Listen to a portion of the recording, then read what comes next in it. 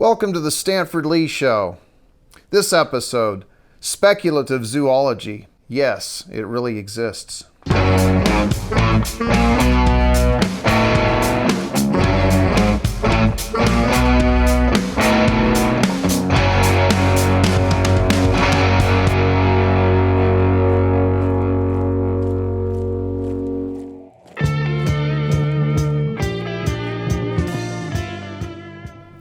So where do we begin with this? Well, you take speculative and zoology and put it together.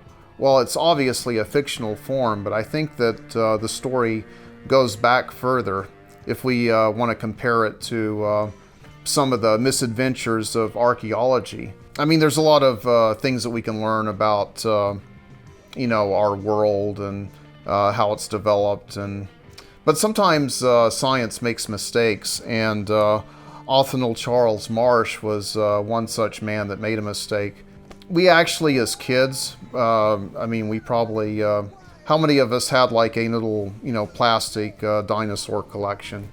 And, maybe one of the favorites is the Brontosaurus. That was even in the Flintstones. I mean, it's like you would hear the term Brontosaurus burger and your mouth would kind of water. It's like, yeah. Fake, totally fake. I guess the others are legit, but he was, putting things together, and apparently that just didn't end up being a legit dinosaur. It makes you wonder about the fine line between speculation, real science, and just us as creative people trying to imagine the world around us and how it was made and how things evolve. And that's where we go back to speculative zoology. And it's really interesting, some of the fiction, because a lot of it takes place in a future or an alternate world where things could have evolved differently.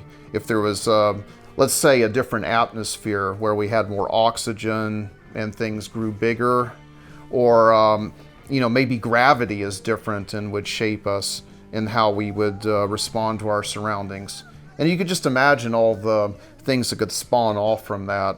All the fungi and flora and fauna and different things that could take on traits as they're shaped by their surroundings. One of the things that I really enjoy, online, it's like it never gets old, is I guess I could include myself in those group of fans for All Tomorrows. It's bizarre, the things that this Turkish artist came up with. If you've seen the work of C.M. Kozman, I think he has a pseudonym, Nemo Ramjet or something ridiculous. But there's a future in which there's this alien being called the Q. No, not the Star Trek Q, I guess a different Q, but that ends up, as man's evolving and traveling into interstellar space, starts to collide with mankind and shape the destiny of man by punishing them with genetic experiments. As they're shaping and evolving into becoming an advanced civilization, they encounter this godlike being, this godlike alien being that manipulates their DNA. Like, one of the punishments was, if you could imagine, like they're called colonials, so it was basically people that were just turned into bricks. They're just like bricks of flesh and, stacked, along the road like, a cobblestone path, or made, as part of walls. And they actually had eyes and mouths, and they could kind of understand that they were, suffering and in this condition. So it's, I think the artist had had a really good sense of humor, in spite of how grotesque some of it is.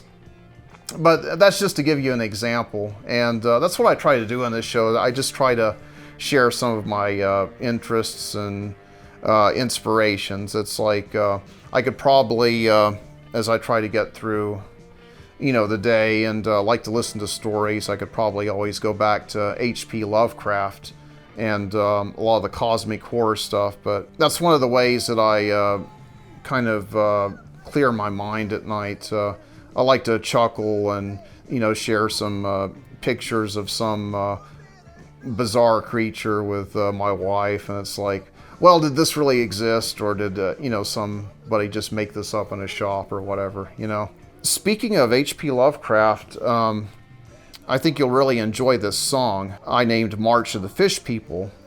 It's basically inspired by an H.P. Lovecraft story, The Doom That Came to Sarnath.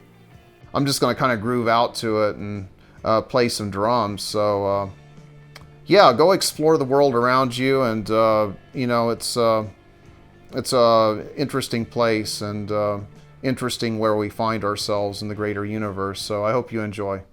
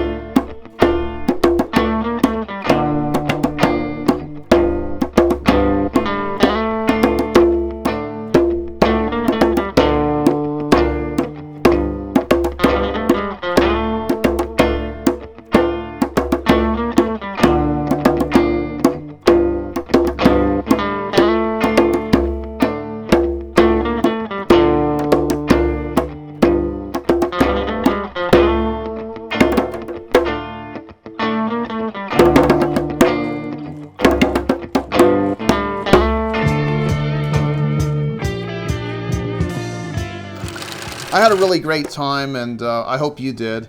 And while you're checking out our social media, give us a like and subscribe. It really helps the channel. Share it with your friends. We have like a lot of stuff about the show, the equipment. This time I enjoyed playing this handmade Ghana djembe. It's really sweet.